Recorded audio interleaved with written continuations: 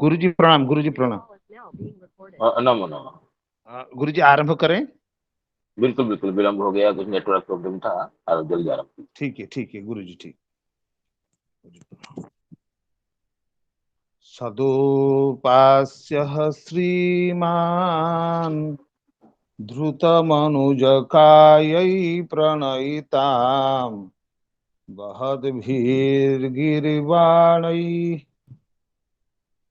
गिरीश परमेष्ठी प्रभृतिभिः स्वभक्तेभ्यः शुद्धां निज भजन मुद्रामुपदिशन् सचैतन्यः किं मे पुनरपि दृशोर्जास्यति पदम् सचैतन्यः किं मे पुनरपि दृशोर्जास्यति पदम् सचैतन्यः किं मे पुनरपि दृशोर्जास्यति पदम्। भक्तवांछा कल्पतरु श्री राधा दामोदर की महती अनुकंपा से नित्य सायंकाल श्री आचार्य चरण हम सभी को श्रीमद् भागवत जी के अमृत रस सागर में निमज्जित करा रहे हैं। उनके एवं सभी संतों, गुणीजन, भक्तजन, श्रोतृवृंदों के श्री चरणों में दंडवत प्रणाम निवेदन करता हूं। भगवान श्री नंदनंदन के अनुकंपा से आचार्य चरणों की महती करुणा से अभी मैं उपक्रम करने के लिए प्रवृत्त हो रहा हूं। कल आचार्य पाद ने भगवान का द्वारका में प्रवेश लीला का जो वर्णन कर रहे थे, उसमें श्री कृष्ण कैसे संपूर्ण शोभा के आधार स्वरूप उसका भी वर्णन किए हैं, जिस शोभा को सब द्वारिका वासियों ने भरपूर आस्वादन किया है। श्री कृष्ण संपूर्ण शोभा के आधार स्वरूप है, गुरुदेव ने यह बताया। उनके अंग प्रत्यंग सौंदर्य का सार है। परम रमणीय एवं मनोहर श्री कृष्ण के सदा सर्वदा दर्शन करके भी द्वारका वासियों के नेत्र कभी तृप्त नहीं होते थे। नैव तृप्यन्ति ही दृशः, यह बतलाया आचार्य पाद ने। नेत्राणि न वितृप्यन्ति अलम प्रत्यम न गच्छन्ति। इसलिए कुल महिलाएं भवनों की अटारियों पर चढ़ गई। भगवान का श्री चरण कमल तो सार अर्थात उनका जशोगान करने वाले परमहंस भक्तों का आश्रय है। सारंगानाम पदाम्बुजम, गुरुदेव ने यह भी बताया था। सारम नाम श्री कृष्णम गायन्ति इति सारंगाः। यह स्वामी श्रीधर स्वामी पाद की का चिंतन है। चक्रवर्ती पाद ने सारंग पद का जो अर्थ निरूपण किया, उसको आचार्य पाद ने यह बतलाया कि सारम तज्जसो गायन्ति इति सारंगाः भक्ताः श्लेषेण भ्रमराणाम पदाम्बुजम निवासः। यह चिंतन श्री चक्रवर्ती पाद जी का है। भ्रमरवत परम विवेकी भक्तगण है, जो अनुक्षण भगवान के पदपंकज का मधुपान करते हैं। भगवान ने स्वयं कहा, विहाय पीयूष रसम मुनीश्वरा ममांघ्रि राजीव रसम पिबंति किम। इसीलिए तो स्वयं नंदनंदन भक्तावतार लेकर उनका अनुसंधान किया श्री चैतन्य महाप्रभु के रूप में। उसके बाद भगवान श्री कृष्ण कैसे प्रवेश करते हैं, उनकी शोभा की झांकी आचार्य पाद ने निरूपण किया। सीतातपत्र व्यजनैरुपस्कृतः प्रसूनवर्षैरभिवर्षितः पथि विसङ्गवासा वनमालया बभौ घनो जठारकोडुपचाप वैद्युतैः। पीताम्बर एवं वनमाला से सुशोभित भगवान श्री श्याम सुंदर जब राजपथ पर चल रहे थे, उस समय उनके ऊपर श्वेत वर्ण का छत्र शोभायमान था और उन्हें श्वेत वर्ण के चामर ही ढुलाए जा रहे थे। उन पर चारों ओर से पुष्पों की प्रचुर वर्षा हो रही थी। भगवान की यह समस्त शोभा ऐसी प्रतीति हो रही थी मानो नील मेघ एक ही समय सूर्य, चंद्रमा, इंद्रधनुष और बिजली से सुशोभित हो रहा है। सीतातपत्र व्यजनैर उपस्कृतः, इसका अर्थ समझाते हुए आचार्य पाद ने कहा, सीतातपत्रम च व्यजने च सीतातपत्र व्यजनानि तैहि उपस्कृतः नाम मंडितः। यहाँ उपसर्ग के परे क्रू धातु को भूषण के अर्थ में सुडागम हुआ है, यह बताया, खूब अच्छा लगा। एवं यहाँ पर जो अद्भुत उपमा का प्रयोग हुआ है, इसका विवेचन करते हुए आप आचार्य श्री ने यह कहा कि घनः कृष्णस्य उपमानम, अर्कः छत्रस्य उपमानम, अर्थात सूर्य छत्र का उपमान है, घनः मेघ कृष्ण का उपमान है, नक्षत्र पुष्पवृष्टि का अपमान है, चंद्र परिभ्रमणकृत मंडलाकार चामर एवं व्यजन का उपमान है, इंद्रधनु वनमाला का उपमान है, विद्युत का तेज पीतवसन द्वय का उपमान है। यह अद्भुत उपमा का विश्लेषण आप अद्भुत भंगी से अत्यंत किया, जो अत्यंत मनोमुग्धकर था। उसके बाद श्री कृष्ण कैसे माता पितादि के महल में प्रवेश किए, यह आपने बताया। प्रविष्टस्तु गृहं पित्रोः परिस्वक्तः स्वमातृभिः, ववन्दे शिरसा सप्त देवकी प्रमुखा मुदा। श्री कृष्ण ने सबसे पहले अपने माता पिता के महल में प्रवेश किया। माता तुल्य वसुदेव जी के अन्य पत्नियों ने स्नेह से सराबर होकर उन्हें हृदय से लगाया। भगवान श्री कृष्ण ने देवकी आदि 7 माताओं को भी सिर झुकाकर प्रणाम किया। देवकी आदि प्रमुख माताओं में से प्रत्येक ने पुत्र श्री कृष्ण को अपनी अपनी गोद में बिठाया और उन्हें लाड़ प्यार करने लगी। ताहा पुत्र मंकमारोप्य स्नेह स्नूत पयोधराः हर्ष विहोलितात्मानः शिशिचूर नेत्रजैर जलैः। अत्यधिक स्नेह के कारण माताओं के स्तनों से स्वतः दूध झरने लगा। उनका हृदय आनंद से छलकने लगा और वे अपनी आनंदाश्रु की धाराओं से श्री कृष्ण को अभिषेक करने लगे। मैं पूज्य आचार्य चरणों का बारंबार वंदन करता हूँ, जिनकी अमृतमयी वाणी पान करने के लिए हम सदा सर्वदा उत्सुक रहते हैं। भगवान माताओं से अनुमति लेकर के समस्त प्रकार की कामनाओं के पूर्ण करने वाले और सर्वोत्कृष्ट भोग सामग्रियों से परिपूर्ण अपने अंतःपुर में प्रवेश करके 16,108 रानियों के साथ कैसे प्रेम विलास किया, हम सभी वंदनीय आचार्य चरणों के श्रीमुख से श्रवण करेंगे, जिस पद्य का मैं अभी उच्चारण करता हूं। अथा विशत स्वभवनम सर्वकाम मनोत्तमम प्रासादायत्र पत्नीनाम सहस्राणि च षोडश। अभी हम सभी वंदनीय आचार्य चरणों के श्रीमुख से श्रवण करेंगे।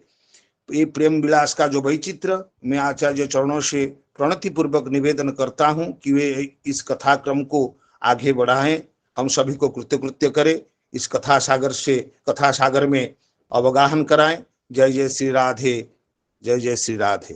दंडवत प्रणाम।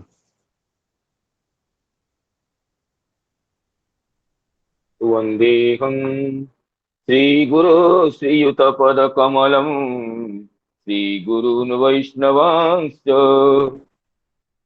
श्रीरूपं साग्रजातं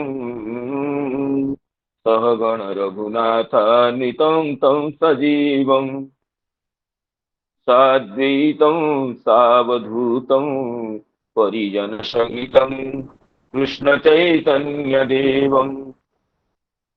श्रीराधा कृष्णपादान् सहगण ललिता श्रीविशाखान्वितांश्च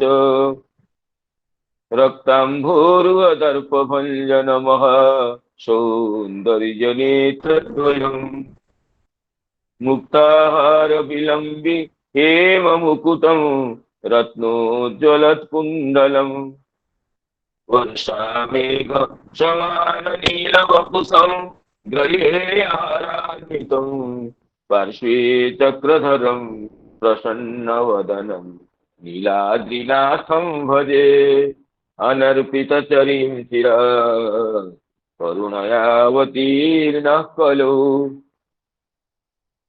समर्पयितुमुन्नतो ज्वलरसां स्वभक्तिश्रियम् हरिपुरट सुंदर द्वितिकदम्ब सन्दीपितः सदा हृदय कंदरे स्फुरतु शचीनंदन जाग्रत स्वप्न सुषुप्तिषु स्फुरतु मे राधा पदाब्जच्छटा वैकुंठे नरके थवा मम गति नान्यास्तु राधां विना राधा केली कथा सुधाम्बुधिमः वीचिभिरन्दोलिते कालिंदी तटकुंज मंदिरवरा लिंदी मनोविन्दतु रामं लक्ष्मणपूर्वजं रघुवरं सीतापतिं सुन्दरं काकुत्स्थं करुणार्णवं गुणनिधिं विप्रप्रियं धार्मिकं राजेन्द्रं सत्यसन्धं दशरथतनयं श्यामलं शान्तमूर्तिं वन्दे लोकाभिरामम् रघुकुलतिलकं राघवं रावणारिं दक्षिणे लक्ष्मणो यस्य वामे च जनकात्मजा पुरतो मारुतिर्यस्य तं वन्दे रघुनन्दनम् यत्र यत्र रघुनाथ कीर्तनं तत्र तत्र कृतमस्तकाञ्जलिं बाष्पवारि परिपूर्णलोचनं नमत मारुतिं राक्षसान्तकं गोवर्धनो जयति शैलकुलाधिराजो योगोपिका विरुदितो हरिदासवर्यः कृष्णेन शक्रमखभङ्गकृतार्चितो यः सप्ताहमस्य करपद्मतलेऽप्यवास्ति जयति तरणिपुत्री धर्मराजस्वसाया कलयति मथुराया सख्यमतीति गंगां मुरहर दयिता तत्पादपद्म प्रसूतं वहति च मकरन्दं नीरपूरच्छलेन वृन्दावनावनिपते जय सोम सोम मौले सनन्दन सनातन नारदेद्य गोपेश्वर व्रज विलासी युगांधि पद्मे प्रीतिं प्रयच्छ नितरां निरुपाधिकां मे यं प्रव्रजन्तमनुपेतमपेतकृत्यं द्वैपायनो विरह कातर आजुहाव पुत्रेति तन्मयतया तरवोऽभिनेदु तं सर्वभूतहृदयं मुनिमानतोऽस्मि नारायणं नमस्कृत्य नरं चैव नरोत्तमं देवीं सरस्वतीं व्यासं ततो जय मुदीरये। अहो देवर्षिर्धन्योऽयं यतीतिं सार्गधन्वनः गायन्माद्यन्निदं तन्त्या रमयत्यातुरं जगत्। वृन्दायै तुलसी देवी प्रियायै केशवस्य च कृष्ण भक्ति प्रदे देवी सत्यवती नमो नमः। मूकं करोति वाचालं पङ्गुं लङ्घयते गिरिं यत्कृपातमहं वन्दे परमानन्दमाधवम्। वाञ्छाकल्पतरुभ्यश्च कृपा सिन्धुभ्य एव च पतितानां पावनेभ्यो वैष्णवेभ्यो नमो नमः। पतितानां पावनेभ्यो वैष्णवेभ्यो नमो नमः। सांध्य सत्रवे श्रीमद् भागवत कथा दशमी अवगाहन करने के लिए समवेत समस्त पूज्य वैष्णव वृंद, आचार्य वर्ग, गुरुजन वृंद और मातृमंडली तथा स्निग्ध मित्र वृंदों को विनम्र प्रणाम और अभिवादन निवेदन करता हूँ। भगवत अनुकंपा से आज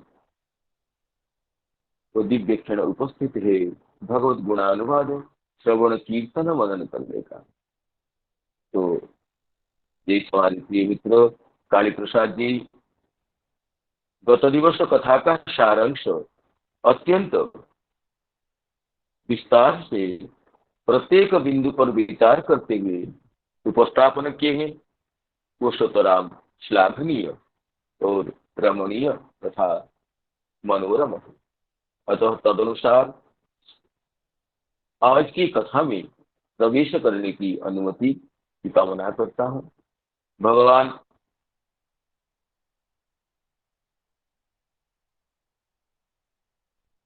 द्वारिका में पधारे हैं और पहुंचकर पहले अपने माता पिता के महल में गए। वहां उन्होंने बड़े आदर से देवकी आदि समस्त माताओं के चरणों पर सिर रखकर प्रणाम किया और माताओं ने उन्हें हृदय से लगाकर गोद में बैठा लिया। स्नेह के कारण उनके स्तनों से दूध की धारा बहने लगी। उनका हृदय हर्ष से विभोर हो गया। वे श्री कृष्ण का अभिषेक करने लग गए। उसके बाद भगवान समस्त भोग सामग्रियों से संपन्न सर्वश्रेष्ठ भवन में जाते। अथा विशस्व भवनम सर्व काम मनुत्तम। अथा विशस्व भवनम सर्व काम मनोत्तम। प्रासादा यत्र पत्नीनां सहस्राणि च षोडश। प्रासादा यत्र पत्नीनां सहस्राणि च षोडश। तो माताओं से आज्ञा लेकर भगवान समस्त सर्वश्रेष्ठ कामनाओं से परिपूर्ण, सर्वश्रेष्ठ वस्तुओं से परिपूर्ण, अनुत्तम सर्वोत्तम अपने भवन में जाते हैं, जहां पर 16,108 पत्नियों की अलग अलग महल थे। तो इसमें श्री श्रीधर स्वयंपाद कह रहे हैं, स्वगृह प्रवेशं आह अथेति। भगवान अपने महल में कैसे प्रवेश कर रहे हैं उसकी वर्णना कर रहे हैं। सहस्राणि च षोडश इति चकारात् अष्टोत्तर शताधिकानि इति दिन। सहस्राणि च षोडश च शब्द अनुक्त समुच्चयार्थक है। तो इसलिए हमें एक से साथ 16,000 के साथ 108 को भी मिलाना है। अष्टपट्ट महिषियां और भौमासुर के द्वारा बंदीकृत राजकन्या का उद्धार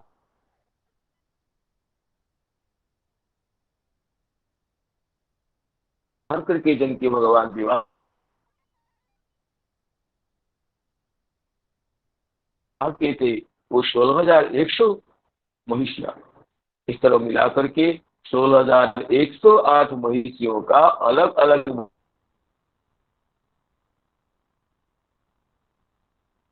भवन में प्रवेश करते। तो इसमें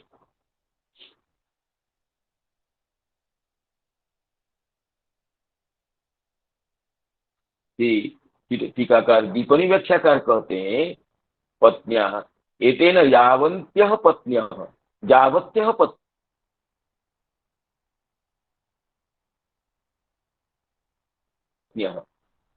तावन्मूर्ति श्रीकृष्णः युगपदेव तासां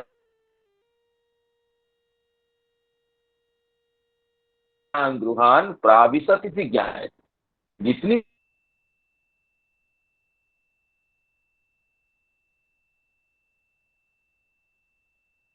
पत्नियां हैं भगवान इतने स्वरूप में एक साथ सबके महल में प्रवेश करते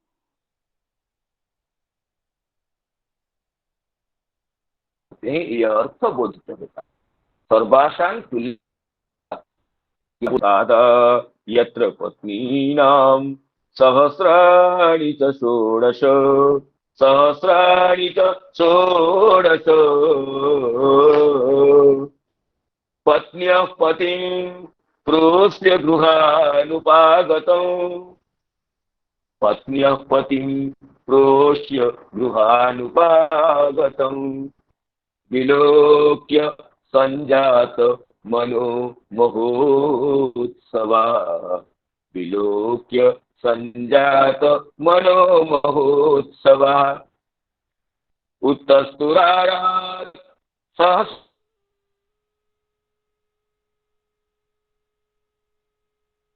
सहस्राशनाश्रयात् उत्तस्तुरा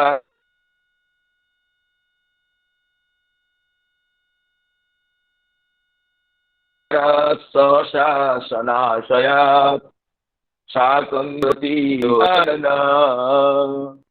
जब भगवान अपने भवन में 16,108 महल में तत्तद्रूप होकर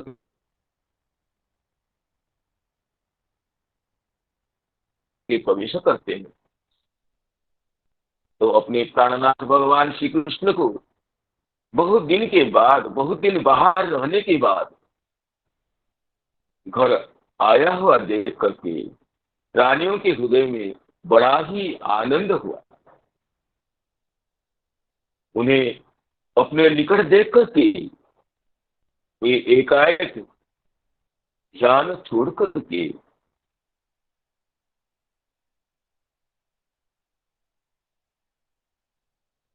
उठकर खड़ी हो गई।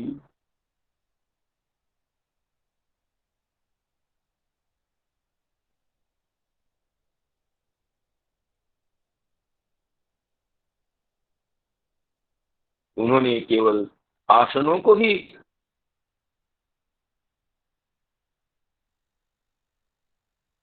छोड़ा, ये बात नहीं,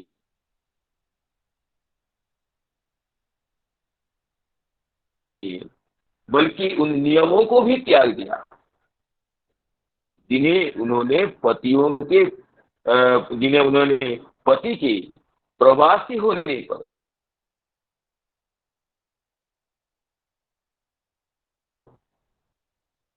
परदेशगामी होने पर धारण की। साकं व्रति क्या क्या रहे, प्रोत्स्य, प्रोत्स्य का अर्थ है प्रवासे नाम देशांतरे उषिता, देशांतर में निवास करके बहुत दिन के बाद अपने प्राणनाथ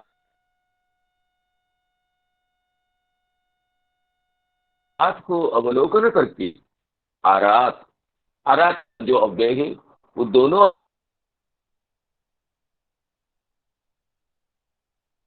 अर्थ में प्रयुक्त होता है।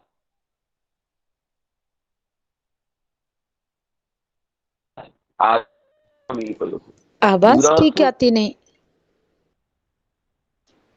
जय जय श्री राधे। गुरु जी, आवाज रुक रुक कर आती है।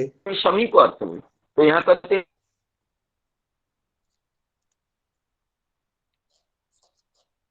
दूराते, दूर से।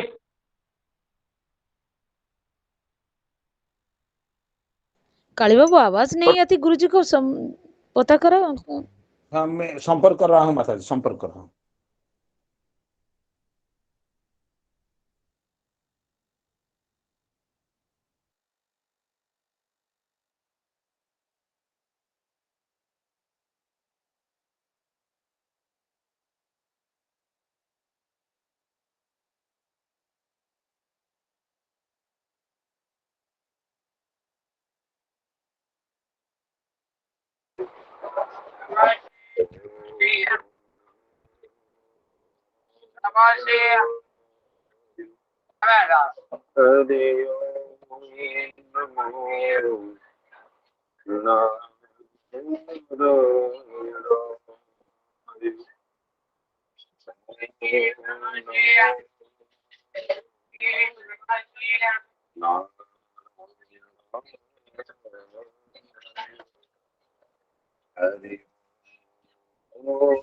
कृपया थोड़ी देर प्रतीक्षा करें, हम गुरु जी से संपर्क कर रहे हैं।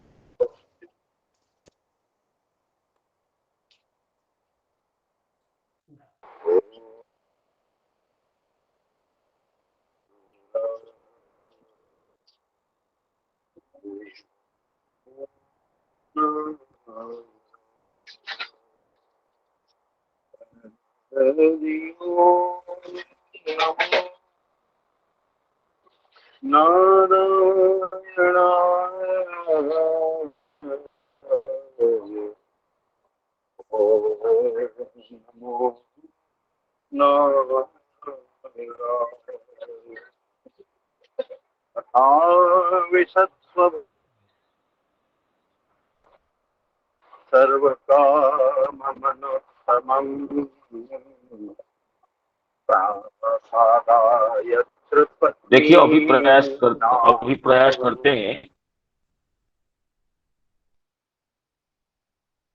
पत्न्यः पतिं प्रोष्य गृहानुपागतम्, पत्न्यः पतिं प्रोष्य गृहानुपागतम्, विलोक्य सञ्जातमनो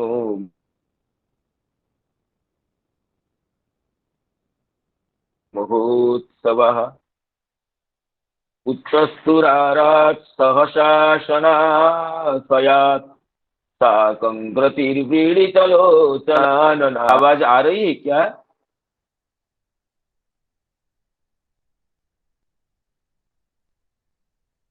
अभी आवाज आ रही है क्या? जी गुरुजी, अभी तो आ रही है, आप कीजिए। अभी आ रही है गुरुजी। अच्छा, ठीक। आ रही है, हाँ, आ रही है, तो ठीक। आ रही है, आ रही है। तो प्रयास करते हैं। तो जो ये भगवान अपनी पत्नियों के महल में प्रवेश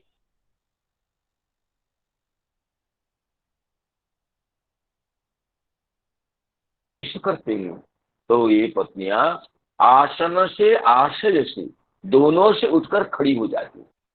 उत्तस्तु रारात सहसा सनाश्रयात, आसनात और आश्रयात। पहले आसनात देहेन उत्तस्तु, सब आसन में बैठी हुई थी, तो आसन से उठ जाती है, वैसे शरीर से उठ जाती है। और आशय नाम आशय अंतःकरणम, तस्मात् अपि आत्मना उत्तस्तु, अंतःकरण से भी उठ जाती है। अंतःकरण से किससे उठती है? ना आत्मा से। कह रहे हैं श्री व्यवधानम अपि ता न असहंत इत्यर्थ। श्री कृष्ण से, अपने प्राणनाथ से, आत्मा से मिलन होने के लिए बीच में अंतःकरण का व्यवधान भी उनके लिए सह्य नहीं है, इसलिए अंतःकरण को छोड़कर उठ जाती है। अर्थात उनके औत्सुक्य कितना है कि आसन से उठ जाती है और आशय से, अंतःकरण से उठ जाती है। इसको चक्रवर्ती बात और स्पष्ट करेंगे। तो कोई से पत्नियां की विशेषण दे रहे हैं, बीड़ित लोचना नना, बीड़ितानी नाम लज्जायुक्तानि लोचनानि आननानि च यासाम ताः। लज्जा युक्त है लोचन और आनन, नयन और मुख कमल जिनके, इसे व्रीडित लोचनानना। क्यों ना व्रीडित लोचनानना क्यों है? तो श्री स्पष्ट कर रहे हैं, अपांगेरेव वीक्षणात् व्रीडित लोचना अवनत मुखत्वात् व्रीडितानना। व्रीडित लोचनानना इति कथं ज्ञायते? कैसे हम समझे कि व्रीडित लोचनाना है? कहते हैं अपांग से ही निरीक्षण कर रही है, संपूर्ण नेत्रों से निरीक्षण नहीं कर सक रही है, नहीं कर सकती है महिषियां लज्जा के मारे। नेत्र के प्रांत से ही अपने प्राणनाथ श्याम सुंदर द्वारकाधीश को निरीक्षण कर रहे। इसलिए अपांग वीक्षण से यह प्रतीत हो रहा है कि ये व्रीडित लोचना और सीधा मुख नहीं मिला रही है भगवान से। अवनत मुखत्वात्, अवनत मुख हो करके नेत्र प्रांत से निरीक्षण कर रही।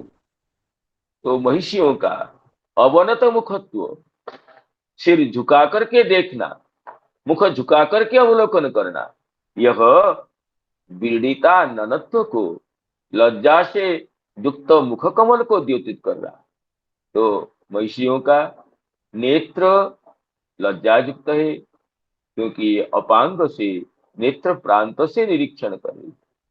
मुख भी लज्जा युक्त है क्योंकि अवनत मुखी होकर के निरीक्षण कर रही है। व्रीडित लोचना आननाः, व्रीडितानि लोचनानि आननानि च यासाम ताः। और कैसे, क्या विशेषण है? साकं व्रती ही, व्रतों के साथ उठ जाते हैं, तब व्रतों को भी छोड़ देते हैं। उठना का अर्थ है परिहार करके, आसन को परिहार करके, आशय को परिहार करके, नाम अंतःकरण को परिहार करके, और व्रते ही शाकम उत्तस्तु, व्रतों को भी परिहार करके, नाम हास्य क्रीड़ा वर्जनादि नियमा अपि ताभ्य उत्तस्तु। तो ये कह रहे हैं कि जिनका पति विदेश गया हो, उनके लिए याज्ञवल्क्य महर्षि का ये वचन, श्रुति का वचन है, उन्हें 5 कर्मों को त्याग देना चाहिए। क्रीड़ाम शरीर संस्कारम समाजोत्सव दर्शनम, क्रीड़ाम शरीर संस्कारम समाजोत्सव दर्शनम हास्यं परगृहे यानम यजेत प्रोषित भर्तृका। इन 5 कर्मों को प्रोषित भर्तृका, नाम जिनके भर्ता प्रोषित है, नाम प्रवासी है, उस नारी को इन 5 कर्मों को त्याग करना चाहिए। क्या ना? पहले है क्रीड़ाम, नाम खेलकूद। खेलकूद तो प्रसन्नता का द्योतक है, तो खेलकूद नहीं करना चाहिए। शरीर संस्कारम, शरीर का श्रृंगार, शरीर का सज्जीकरण, शरीर सज्जा त्याग देना चाहिए। और समाजोत्सव दर्शन, सामाजिक उत्सवों में भाग लेना, सामाजिक आनंदों में, सामाजिक उत्सव विशेषों में भाग नहीं लेना चाहिए उसे। तीसरा हो गया। और चौथा हास्यम, हंसी मजाक करना। पति प्रोषित भर्तृक, पति प्रोषित है, तो प्रोषित भर्तृका नारी को हंसी मजाक में भाग नहीं लेना चाहिए, न खुद करना चाहिए। और परगृहे यानम, पराये घर में जाना, दूसरे के घर में जाना। तो प्रोषित भर्तृका नारी के लिए प्रोषित भर्ता यस्याः सा प्रोषित भर्तृका, अर्थात जिसके पति प्रोषित है, नाम प्रवासगत है, परदेशगत है, ऐसे नारी को इन 5 नियमों को मानना चाहिए, 5 कर्मों को छोड़ना चाहिए। ये व्रत है, तो शाकं व्रते ही, व्रतों के साथ उठ गए, अर्थात व्रतों को छोड़ दिए। अथवा सीधर से दूसरा अर्थ करते हैं व्रतों के साथ उठ गए। भगवान इतने जल्दी पहुंच गए, इन व्रतों को छोड़ने का अवसर ही नहीं मिला हमको। कहते हैं ताभ्य उत्तस्तु हास्य क्रीड़ा वर्जनादि नियमा अपि ताभ्य उत्तस्तु। ये हास्य क्रीड़ादि नियम भी उन महिषियों से उठ गए। अथवा ध्रुतव्रता एव उत्तस्तु इत्यर्थ। शाकम व्रते का दो अर्थ हो सकता है, व्रतों को परिहार करके उठ गई अथवा व्रतों के साथ उठ गई।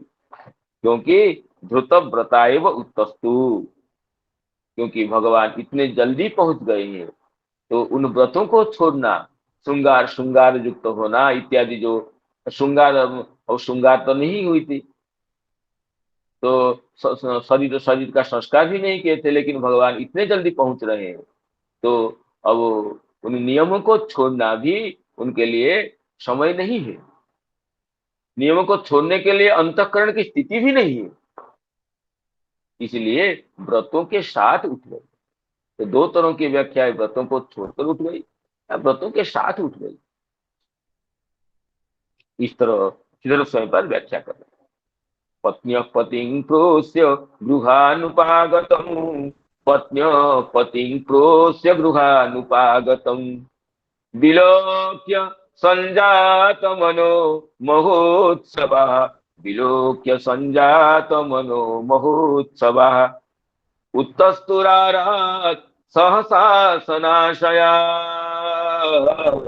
उत्तस्तुरारात् सहसा सनाशयात्, शाकं व्रति व्रीडितलोचनानना, शाकं व्रति व्रीडितलोचनाननः। इसमें श्री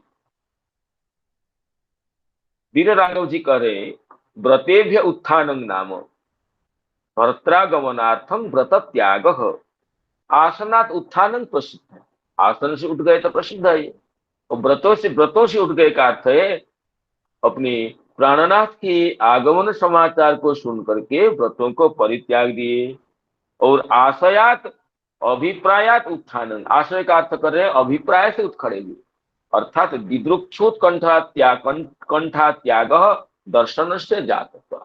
कब हमारे प्राणनाथ आएंगे, कब हमारे द्वारकेश्वर प्राणवल्लभ पधारेंगे, ये जो दर्शन की महती उत्कंठा थी, अब दर्शन हो गया। तो इसलिए अपनी उत्कंठा को छोड़कर, अपनी परम प्रबल दर्शन लालसा को छोड़ करके खड़ी हो गई। तो इसमें श्री जीव गोस्वामी पाद कह रहे हैं कि विलोक्य एव आसनात् तदावेशेन एकचेष्टता अवस्थान। इसलिए आसन का अर्थ है, हम तो आसन का ये अर्थ कर रहे थे कि आश्यते यस्मिन् तत् आसनम, लेकिन ये आसन का अर्थ कहते हैं कि एक चेष्टता अवस्थान, तदावेशेन एक चेष्टता अवस्थान। जब द्वारकाधीश श्याम सुंदर परदेश में गए महिषियों को छोड़ करके, उसी समय से समस्त महिषियां तदावेश चित्ता होकर के ये अवस्थान कर रही, शयन भोजन असन पान इत्यादि तदाविष्ट होकर ग्रहण कर रही। तो तदाविष्टता को कह रहे आसनात् नाम तदावेशेन एक चेष्टता अवस्थान। तदावेश होकर के, भगवत आविष्ट होकर के, भगवत चिंतने कनिष्ठ होकर के जो रह रही थी, उससे उठ गई, अर्थात उस भगवत आवेश को छोड़ करके भगवत दर्शन के लिए आ गई। ये आसन का अर्थ हो गया। और आशयात नाम तत्समाधि लक्षणात् उत्पस्तु, आशय का अर्थ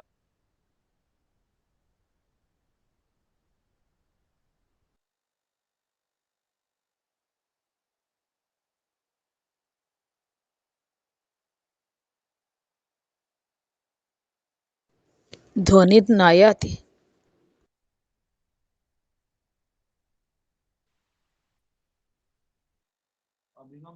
के माध्यम से करने के लिए कोशिश कर रहे हैं।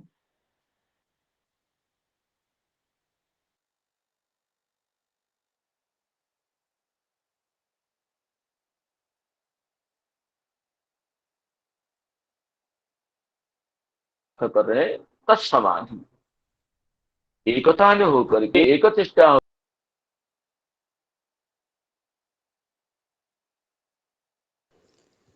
आवाज नहीं आती।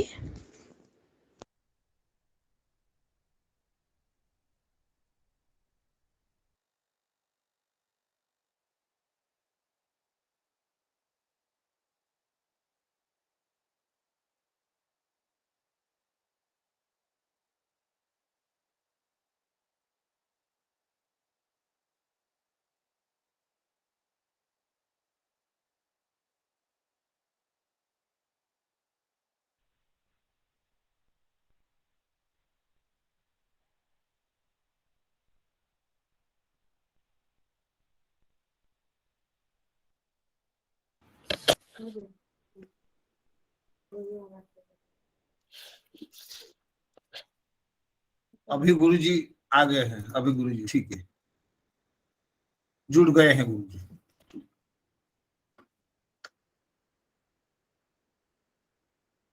प्रयास करते हैं पुनः, बीच में एक फोन आने से, हाँ फोन आने से कट गया कॉल, ये नेटवर्क। तो कह रहे हैं कि श्री जीव गोस्वामी पाद क्रम संदर्भ में ये कह रहे हैं कि आश्रयात नाम तत्समाधि लक्षणाच उत्तस्त। अंतःकरण में तो ये महिषियां समाधिस्थ होकर बैठी, समाधिस्थ भगवत ध्यान का निष्ठ होकर के समय अतिवाहित कर रहे हैं। तो आश्रय का अर्थ हो गया समाधि लक्षणा, समाधिस्थ जो अपने अंतःकरण से भी उठकर खड़ी हुई, क्योंकि स्वयं भगवान पहुंच चुके हैं, उनकी अगवानी करना है, उनका स्वागत करना है, उससे उठ जाती है। तो अर्थात समाधि को छोड़ करके प्राणवल्लभ श्याम सुंदर द्वारकाधीश की अगवा के लिए खड़ी हो जाती हैं। इसमें श्री चक्रवर्ती पाद, इसमें श्री सुखदेव जी सिद्धांत प्रदीप टीका में कह रहे हैं आश्रयात नाम अंतःकरणात्। इसका अर्थ है देह गेह स्मृति रूपात अंतःकरण धर्मात अपनी उत्तस्त। अंतःकरण का धर्म होता है देह और गेह की स्मृति रखना, घर को याद करना और देह को याद करना, लेकिन भगवान को आते हुए देख करके उनके देह गेह की विस्मृति हो गई। देह गेह की विस्मृति होना थी।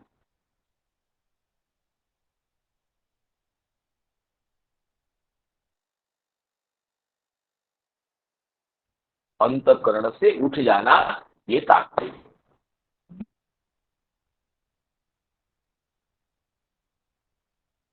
देह गेह स्मृति रूपात अंतःकरण धर्मात अपनी उत्तस्तु। अंतःकरण धर्म से उठकर खड़े हो गए। इसमें श्री चक्रवर्ती पाद कैसे व्याख्या कर रहे हैं उसको अवलोकन करते हैं। श्री चक्रवर्ती पाद कह रहे हैं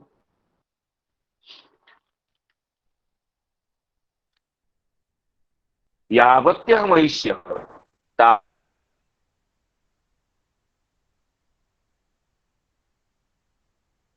तावद्भिरेव। अभी भी आवाज ठीक से नहीं आती। प्रकाशि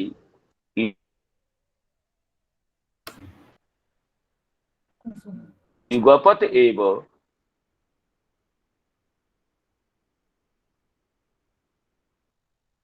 पृथक।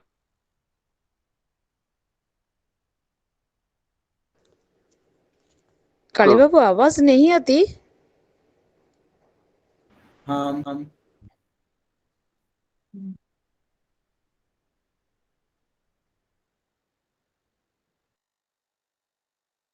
तत्तन मंदिर प्रविष्टम कृष्णम आलोकमानानां मामेव प्रथमम अयम प्राप्त इति अभिमन्यमानानां तासाम।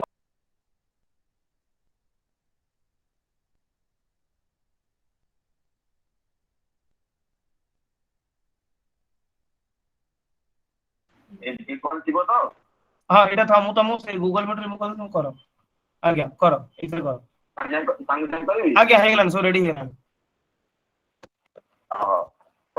पतिं प्रोष्य दुहानुपागतं विलोक्य सञ्जातमनो महोत्सवा तत्सुरारात् सहसासनाशयात् साकं प्रतिगृहीतलोचनानना।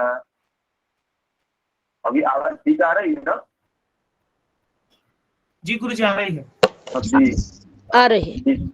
बात कर रहे हैं कि यावत्य मनुष्य तावद्भिरेव प्रकाशि युगपत् एव पृथक् तन् मंदिर प्रविष्टं कृष्णम् आलोकमानात् मामेव प्रथमम् अयं प्राप्त इति अभिमन्यमानानां तासां तात्कालिकीं चेष्टाम् आह। भगवान जितने महिषियाँ हैं उतने ही प्रकाश में सबके भवन में एक साथ प्रविष्ट होते। तो उन मनुष्यों के चित्त में भावना इधर होती है कि मामेव प्रथम अयं प्राप्त, मेरे साथी मेरे प्राण वल्लभ पहले आए हैं, ताकि दूसरों से मिलने के लिए तो बाद में जाए। और लीला शक्ति की ऐसा सामर्थ्य है समस्त मनुष्यों को, एक एक मनुष्यों को यह अभिमान होता है कि मामेव प्रथमम अयम प्राप्त, मेरे प्राण वल्लभ मेरे प्राणनाथ मुझे ही पहले प्राप्त हुए, मेरे साथी पहले मिलने के लिए आए हैं। तो उनके मन में अपार आनंद होता है। इस अभिमान मुझे ही प्राणनाथ अत्यधिक प्रीति करते हैं। इसलिए संजात मनो महोत्सव, संजात मनसः महोत्सव परिरंभ स्पृहा। महोत्सव का अर्थ करते परिरंभ स्पृहा, आलिंगन की अभिलाषा जिनके मन में जात हुई है। अतएव आसनात् अंतःकरणाच उत्पत्ति, आसन से और अंतःकरण से दोनों से उठकर खड़ी हो गई ये महिषियां।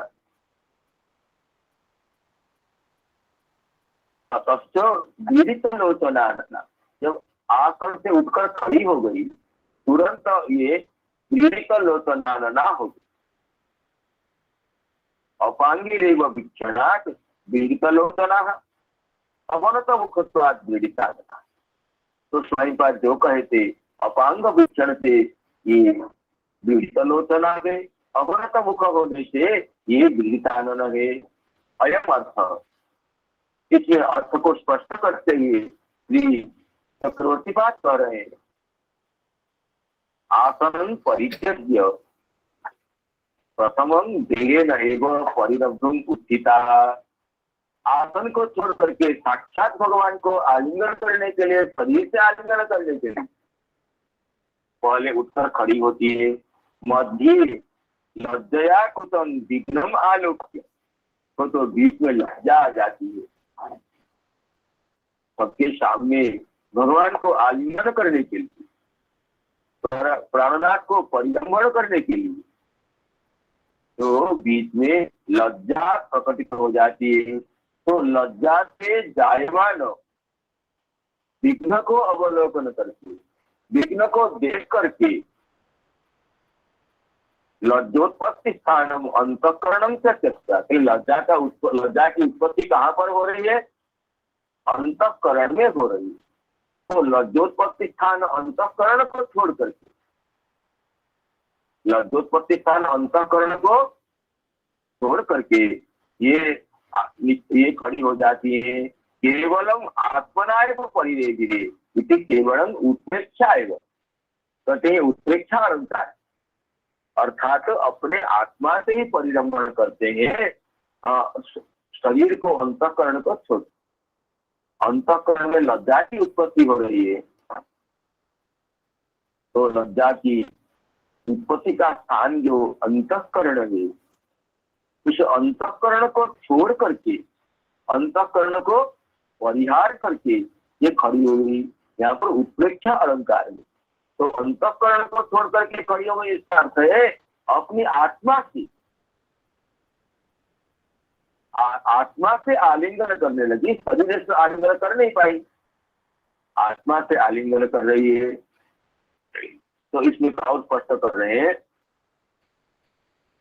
शांतम आलोक्य सहसिव स्पर्शोत्सुक्य पूर्ण प्रेमानंद मूर्तिता बभू इति तब। इसका अर्थ को स्पष्ट करते हुए चारार्थ दर्शनिकार कह रहे हैं, शांतम आलोक्य एव सहसैव स्पर्शोत्सुक्य पूर्ण प्रेमानंद मूर्तिता बभू।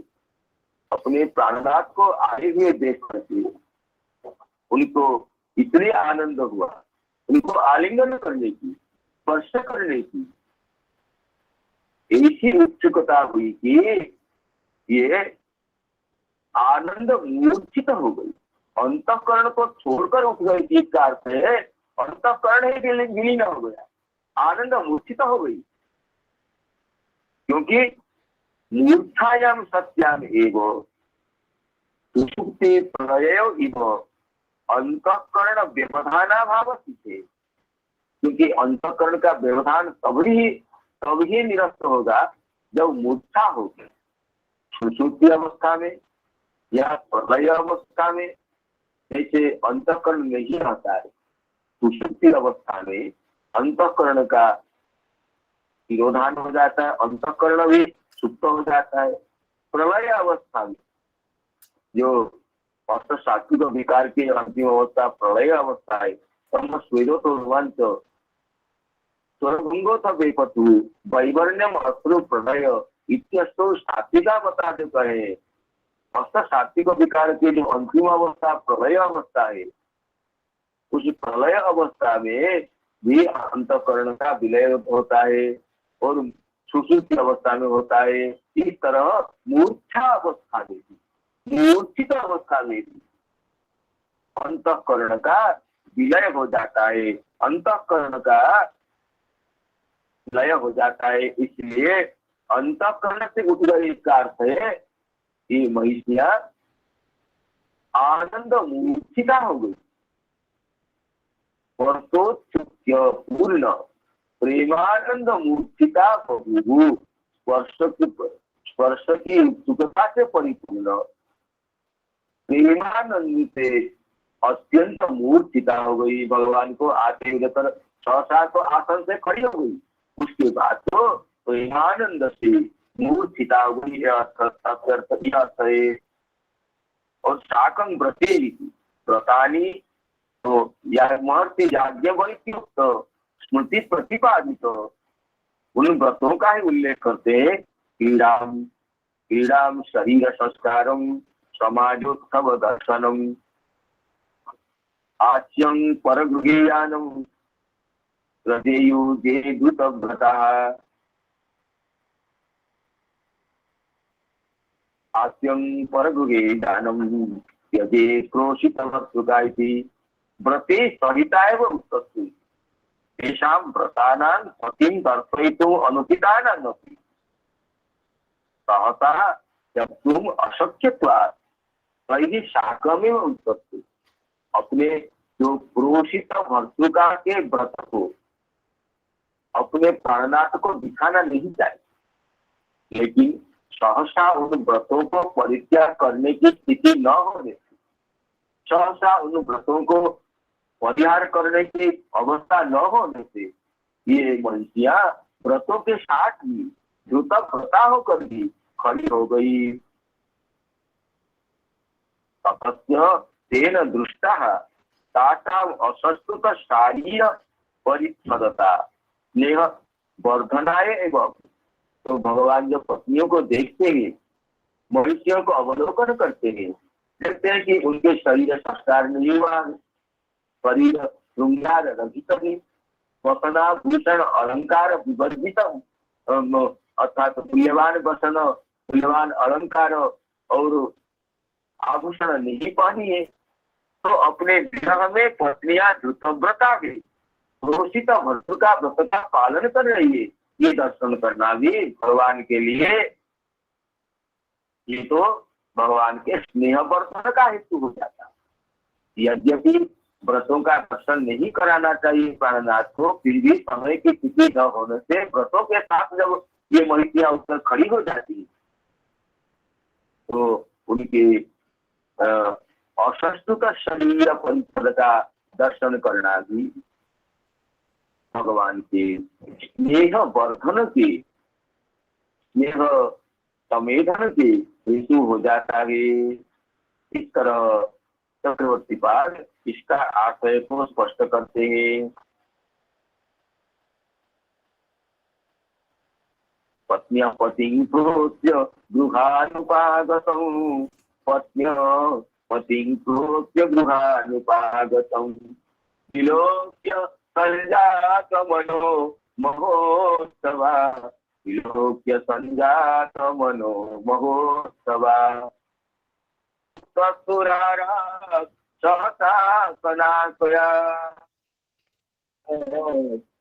तत्सुरारात् सहसा सनातया, साकं प्रति विदितलोचनानना, साकं प्रति विदितलोचनानना, साकं प्रति विदितलोचनानना, समात्मजे दृष्टिरन्तरात्मना, समात्मजे दृष्टिरन्तरात्मना, दुरन्तभावा परिहेदिरे पति, दुरन्तभावा परिहेदिरे पति, निरुद्धमप्या प्रबलं मुनेत्रयो, निरुद्धमप्या प्रबलं मुनेत्रयो, विलज्जतीनां भृगुभर्ज वैष्णवात्, विलज्जतीनां भृगुभर्ज वैष्णवात्, विलज्जतीनां भृगुभर्ज वैष्णवात्। तो आगे मनुष्यों की क्या चेष्टा है, मनुष्य भगवान से किस तरह मिलती है, इसका अवलोकन हम आगामी दिवस में कर पाएंगे। आज समय की सीमा को देखते हुए यही पर मैं वाणी का उपसंहार करना चाहता हूँ। अंतर्जाल जनित व्यवधान होने से जो कथा श्रवण में, कथा कीर्तन में जो बाधा हुई, वो इस आकस्मिक बाधा के लिए मैं दुखित होकर क्षमा चाहता हूँ। तो संजात त्रुटि स्थिति प्रमादादि दोषों से क्षमा प्रार्थना पूर्वक अपनी वाणी को विराम देना चाहता हूँ। हरे कृष्ण कृष्ण कृष्ण हरे हरे, हरे राम राम राम हरे हरे, हरे कृष्ण कृष्ण कृष्ण हरे हरे, हरे राम राम राम हरे हरे,